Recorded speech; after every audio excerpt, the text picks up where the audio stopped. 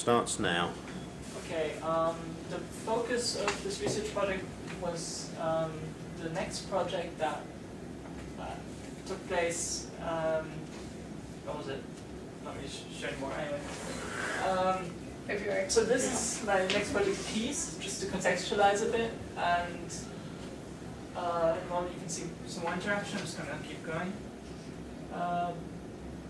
So the research hypothesis that I had was that because it was so, okay, there we go. The research hypothesis I had was that because it was such a quite abstract piece and didn't necessarily have like a dominant reading that was necessarily presented. Therefore, the audience could sort of contextualize it themselves by going through, by referring to both the location of the exhibition as well as the other parts of the exhibition and just the connotations of the space as well as the advertising. Sorry. And in terms of methodology and constraints, I referred. In terms of methodology and constraints, the availability of time for data collection was a considerable factor in determining the style of data collection, because I couldn't be there all the time to collect the data. I didn't have anybody to help me out with that, because I didn't organize anybody. The scope of the sample was very small, and so what I ended up doing was deciding on an interviewing process, and also having written feedback as an opportunity at the side. And this would allow for me to pose an open-ended question so that each audience member could respond individually. And it was discovered that because there isn't necessarily like a readily understandable dominant meaning or hegemonic meaning that's being sort of prescribed, like there's no abstract to like prime the audience on what the author thinks the piece should be. So therefore it's up to the author to up to the audience to decipher that. And I found that this made the audience sort of reluctant to respond in some cases, which I thought was maybe because of perceived lack of understanding. Perhaps they just weren't confident that they were having, like that their interpretation would be valid.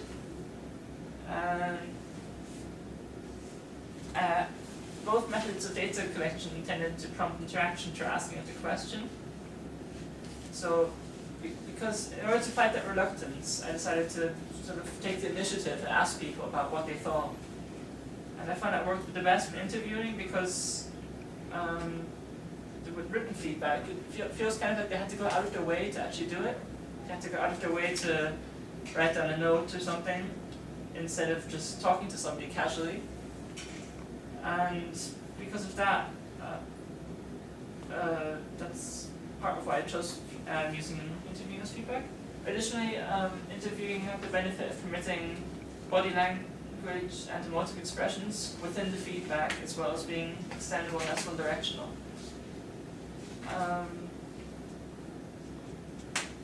In terms of theoretical approaches, I was looking at hegemony and pluralism, because I found that because I didn't want to prescribe a meaning and wanted to sort of make the audience,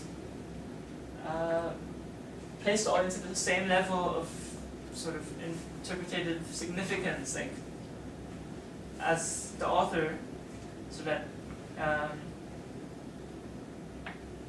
the opinions of both the author as well as the audience are both pretty much valid, and it doesn't matter if they agree or not. And this opens up opportunities for comparative research.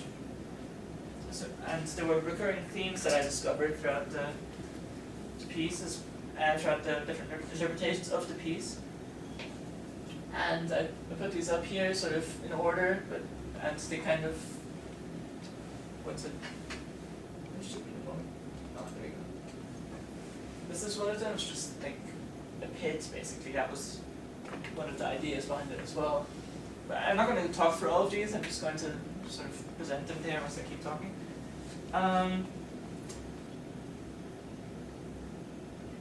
Anyway, it was found that there was quite a lot of similarities in the shapes and and concepts and themes expressed through these different interpretations, and I just sort of visualized them here. And in either case, it was found that there were some aberrant readings. Like there were some people that just didn't understand a crucial aspect of just, for instance, this idea that there should be depth within the piece, because there wasn't really. So it was kind of, some people noticed it, but some people didn't really perceive it, and therefore sort of arrived at completely different conclusions. And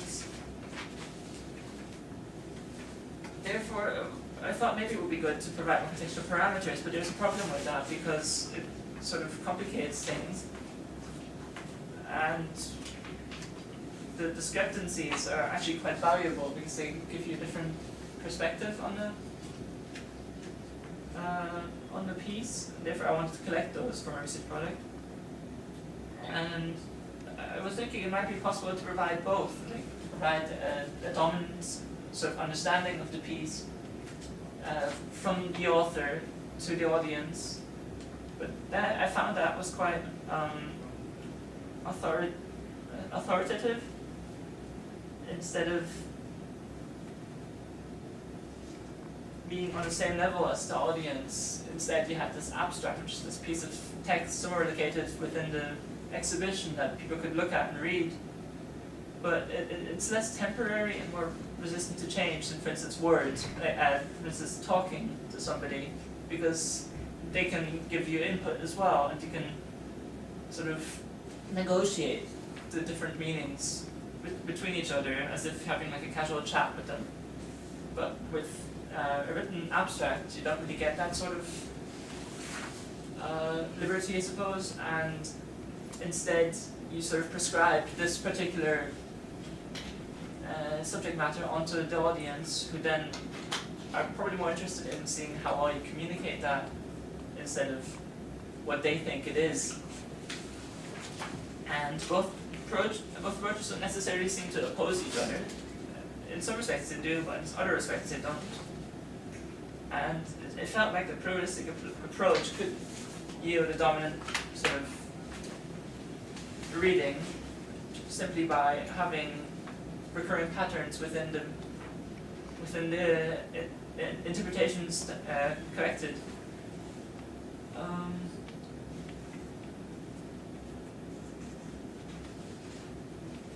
So that was the intent of not providing the meaning like that as an abstract. And from in terms of the outcome, from a hegemonic perspective, some amount of success was attributed to producing recurring themes within the collected interpretations that also corresponds to what the author was thinking. But because there were so many discrepancies and so many different perspectives on the subject matter seen there, it wasn't quite as successful in that respect, and that would have been more of a negative thing if you were looking at it from a hegemonic perspective. A hegemonic approach to research based on like collecting information on how good a communication would be questionnaires, but it was found that it doesn't treat the responses with the same kind of equality as a pluralistic approach, so to speak, and doesn't sort of necessarily leave them as valid. Instead, makes them sort of subordinate to what you intend to get out of the research. So from a pluralist perspective, it was a very successful piece in that many different perspectives could be collated, and it was possible to find different unique responses that also provided sufficient feedback to comparatively assess them. Like, for instance, there was galactic imagery partially in some of the responses and some other things like that. And it was, and these kind of metaphors were a sign that there was some form of mutual understanding between interpretations, but even though they were quite vastly different. And problems with the data collection process include subjective filtering of interviewing data. So because of the way it was collected, it was quite rough in node form, and this limits how accurate it was possible. It was possible to portray these ideas that other people were voicing. For instance, these drawings are all subject to my own personal bias of actually making them, based on what I understood as their interpretation. Yeah.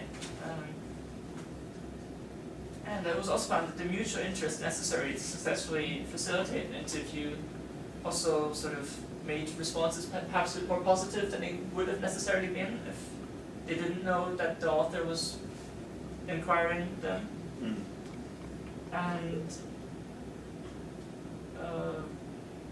it would have been good to get a broader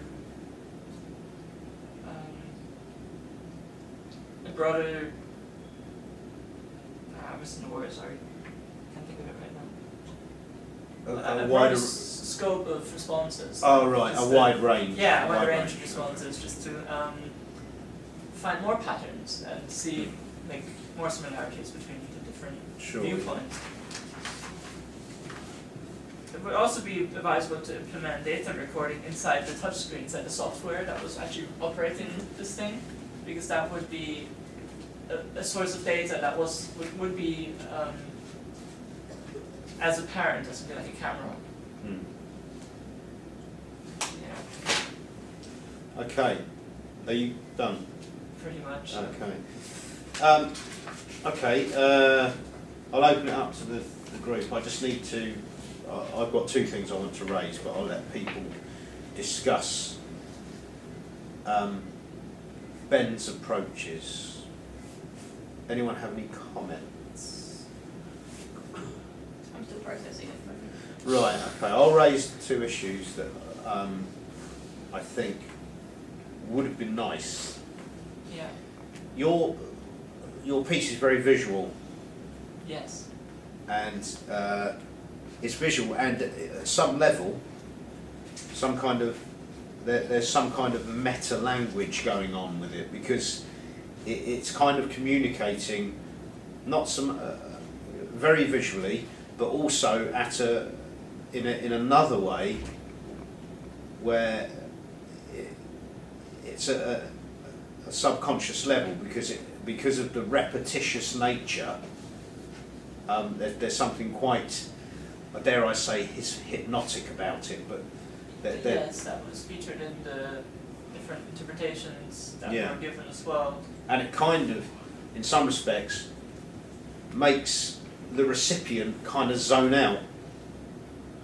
Yeah. Now, that's quite interesting. But what would have been nice, I think, is where you've done your little sketches to quite try and interpret people's responses. What would have been good is to actually have given them the opportunity to sketch what they were feeling. That is a pretty good idea. But on the other hand, not everybody is artistically capable of doing that necessarily. That doesn't. I'm not saying it has to be A mark on a piece of paper, no matter how rudimentary, can tell you more than words can tell you. But yes, that would have been a very good opportunity actually. I think what you've picked up on, where wouldn't it be great if the software you used would have been able to give you a printout of those coordinates of where people touch most, the rate at where people interacted. They would give you a whole set of mathematical and in some respects neuroscientific data that could have been analysed, and you could have ended up with some kind of graph or algorithm, if you like, that would have told you more about. It would have given you some hard evidence, I I think think. there would have been room for some more extensive quantitative research. Yeah. Because in that shape, in terms of interaction with the piece. Because originally I had something in mind for that, which was like keeping tally of how many people responded to the piece immediately and how many people were sort of just staring at it, wondering what to do. What to do, or Yeah. if they had to do anything at all. Yeah. I mean, it's quite interesting because something that abstract, and it's a difficult thing to do. I think you were partially successful, but that even at that level, I think being partially successful is pretty good. I think. When I mean partially successful, it's in disassociating yourself from the audience responses. I think you're right with something as abstract as that to leave it open. yes, Yeah. to remove yourself from it, to in a Barthesian understanding, kind of, you've killed yourself as the author. That's it. You are the author is now dead. This is its own entity. Make of it what you will. I think that gives a large opportunity for audience responses to be very varied and to be random, or to be completely non-responsive. They don't feel you might have what you might have got from some of your interviews is like, well, I didn't feel pressured to do anything. I was just, it depends what kind of person you are. There are different types of people. Tend to just look at things and examine things from afar. Some people are very, I want to put my hands on it, or some people are very tactile. What it does tell you, and I hope you might have picked up on this, is everybody has a dominant sensical pattern,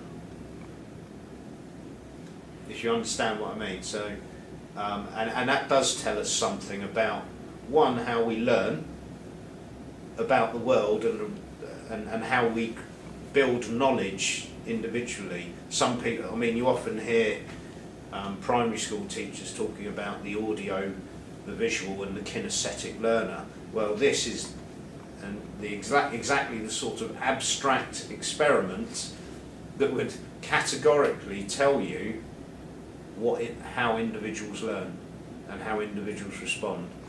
Because some people, I'm sure you could see, some people who interacted went straight up and touched it. Yeah. With no fear, no whatever. Others just sort of walked around it, were tentative, stared at it for a little while, and that's how they were. The problem with recording that as data was that because there were so many people in the location sometimes, whereas at other times there might be one person, Yes. the one person would have been less likely to interact with the piece. Mm. But the other people, if one person started interacting with it, they would pick up on it. They would sort of be informed by that one person that it's actually functional, like that you can do stuff with it. Okay, so and what does that tell you generally about audiences, Ben? Not entirely sure. Right, okay. They were confident in the crowd. Yes. Oh yeah. Yeah, That's true. But there is a shared. I don't necessarily think it's a matter of confidence necessarily. No, confidence is kind of. I know what you mean. It's a matter of knowledge as well. Yes. Yeah. I think a crowd, a shared objective, is more likely if you have.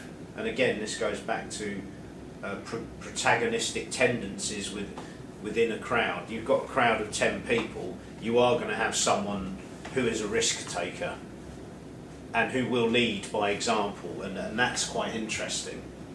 And that in itself is a whole scientific study that I think would be interesting, especially with your piece, and that you could produce other pieces that did different things and stimulated different parts of people, I think.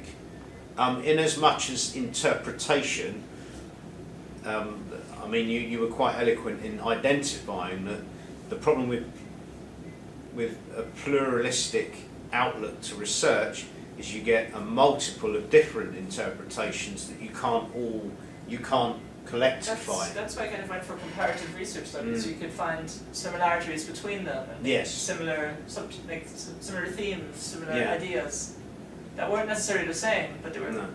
very alike. Yeah. So some people said I guess some people say, oh, it feels like I'm falling. Others Yeah. might say, oh, it's the Big Bang. Well, those kind of, for want of a better word, those visual formations are very similar, aren't they?